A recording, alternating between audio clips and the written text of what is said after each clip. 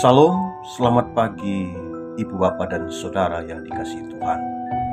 Kita bersukacita dan berbahagia. Pagi ini kita kembali diberi kesempatan oleh Tuhan untuk menjalani kehidupan ini. Baiklah, sebelum kita akan beraktivitas, menunaikan tugas dan tanggung jawab kita, mari terlebih dahulu kita mendengarkan firman Tuhan. Mari kita berdoa. Tuhan yang maha benar, mengucap syukur kami kepadamu atas kebenaran firman-Mu. Kami mau belajar dan mendasari kehidupan kami pada hari ini dari kebenaran firman-Mu. Mohon Roh Kudus memimpin kami agar perjalanan hidup kami senantiasa berkenan bagi-Mu. Dalam Yesus Kristus kami siap untuk mendengarkan firman-Mu. Amin. Saudara-saudara yang dikasihi Tuhan, pembacaan Alkitab pada pagi ini dari Wahyu pasal 21 ayat 9 sampai 27. Namun kami akan baca nasnya dari ayat 22 sampai 23, demikian tertulis. Dan aku tidak melihat bait suci di dalamnya, sebab Allah, Tuhan yang Maha Kuasa, adalah bait sucinya, demikian juga anak domba itu. Dan kota itu tidak memerlukan matahari dan bulan untuk menyinarinya, sebab kemuliaan Allah meneranginya, dan anak domba itu adalah lampunya. Saudara, pada pagi ini saya mengajak kita sama-sama untuk merenungkan firman Tuhan dari pemahaman kita tentang gereja. Maka firman Tuhan ini saya beri hubungannya melihat dengan iman. Gereja yang sebenarnya bukan terdiri dari gedungnya yang megah, sekalipun kita boleh bangga akan kemegahan gedung tersebut. Tetapi gereja yang sesungguhnya adalah terdiri dari orang-orang atau persekutuan yang hidup dari mereka yang percaya kepada Tuhan Yesus. Sebab kalau kita telusuri mulai dari perjanjian lama hingga perjanjian baru, dalam memaknai gereja digambarkan melalui bait Allah yang dinyatakan kehadiran Allah di tengah-tengah umatnya. Bahkan kemuliaan Allah dinampakkan di dalam bait Allah itu sendiri. Demikian juga bait Allah yang sesungguhnya adalah Kristus, anak domba Allah, di mana setiap orang percaya dipanggil untuk beribadah dan percaya kepada Yesus Kristus. Saudaraku, kitab Wahyu ini memang banyak sekali dengan simbol-simbol yang perlu kita maknai. Dalam hal ini saya akan menjelaskan beberapa hal yang terkait dengan Yerusalem atau kota sorgawi yang disebutkan sebagai Yerusalem baru. Saudara, firman Tuhan hari ini mengajarkan kepada kita bahwa Yohanes diberikan penglihatan mengenai Yerusalem baru, mana disebutkan kota surgawi ini tidak ada lagi bait Allah yang membutuhkan renovasi, tidak membutuhkan penahbisan sebagaimana yang pernah dilakukan pada zaman Hezkiel. Kalau kita baca dalam Alkitab mulai dari pasal 40 sampai 60, itu ada 20 pasal tentang bait Allah yang pernah direnovasi maupun ditahbiskan. Tetapi di kota surgawi tidak membutuhkan matahari atau juga tidak membutuhkan bulan untuk menyinari, karena penuh dengan kemuliaan Allah. Kota Allah tidak dibutuhkan terang yang diciptakan, karena Allah, terang yang tidak diciptakan, ada di tengah kota-kota surgawi tersebut. Saudara-saudara yang dikasihi Tuhan, mari kita melihat sejenak bagaimanakah pemahaman kita ketika melihat gereja yang ada.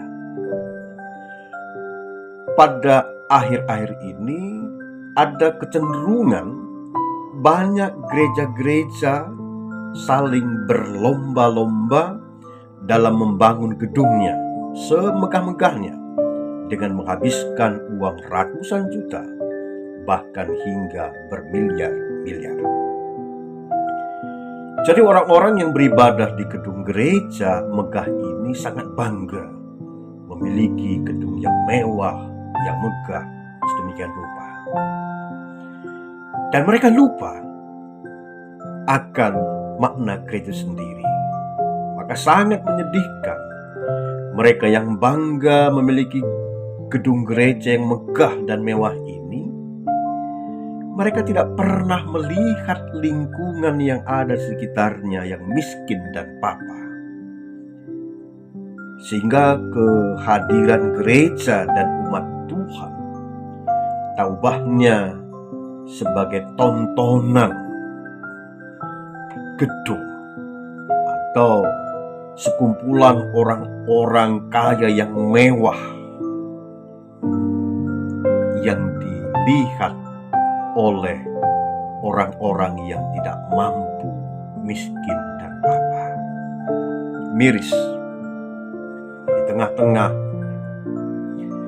kemiskinan, ketidakberdayaan orang-orang sekitarnya, berdiri bangunan tempat ibadah yang mewah didatangi oleh orang-orang kaya. Miris.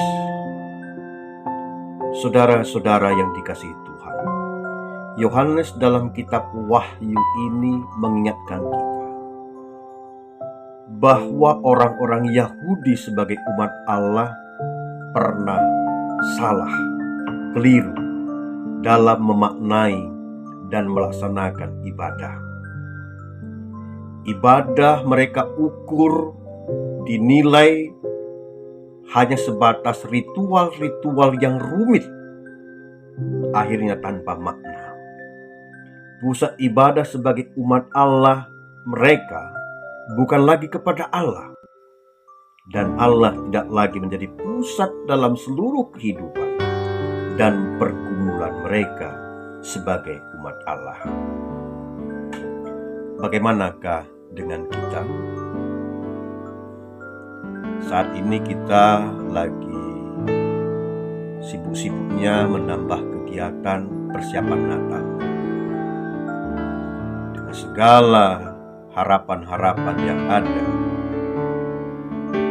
Mudah-mudahan jangan sampai kita terjebak dalam kemewahan Natal, tapi kita lupa dengan makna Natal itu sendiri sebagai kehadiran Yesus Kristus sebagai Tuhan dan Juru Selamat, keselamatan bagi semua, bukan hanya kepada kita, anak-anak Tuhan. Oleh karena itu, sebagai anak Tuhan atau gerejanya, mari kita menyaksikan terang Allah, dan terang itu kita teruskan kepada dunia di mana kita berada. Kesaksian anak-anak Tuhan bukan pada kemegahan gereja, bukan pada kemeriahan acara atau ritual sebuah perayaan gereja, melainkan kesaksian hidup yang nyata, di mana Tuhan Yesus telah terang menjadi pusat hidup kita, agar segala kegelapan menjadi sirna, agar dalam hidup kita bersama selalu saling mengasihi, menegur, mengingatkan, menguatkan, saling membantu sama dengan yang lain, terjadi saling membantu. Mari bersama melihat dengan mata iman. Ketika kita mengatakan Tuhan Yesus adalah jalan hidup, ikutilah Dia.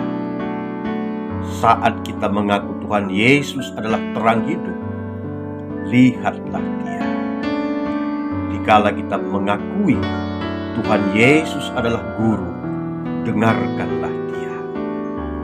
Sewaktu kita mengaku Tuhan Yesus adalah Tuhan, layanilah sesuai dengan kehendak-Nya. Jika kita menyebut Tuhan Yesus adalah kebenaran, tetaplah percaya kepadanya, agar Tuhan Yesus Kristus selalu mengingat dan mengenal kita. Amin.